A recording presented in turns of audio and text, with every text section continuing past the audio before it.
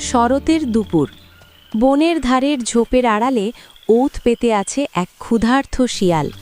তার চোখ দুটো চকচক করছে সামনের খামারের বেড়ার ওপর বসে থাকা এক হৃষ্টপুষ্ট লাল মুরগির দিকে।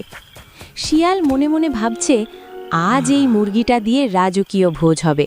সে খুব সাবধানে পা টিপে টিপে ঝোপ থেকে বেরিয়ে এলো। মুখে এক চিলতে ধূর্ত হাসি নিয়ে সে মুরগির দিকে তাকালো।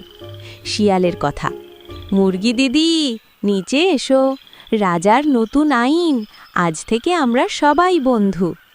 মুরগিটি অনেকক্ষণ ধরেই শিয়ালের নড়াচড়া খেয়াল করছিল। সে জানে শিয়ালের মিষ্টি কথার পেছনে বড় কোনো বিপদ লুকিয়ে আছে।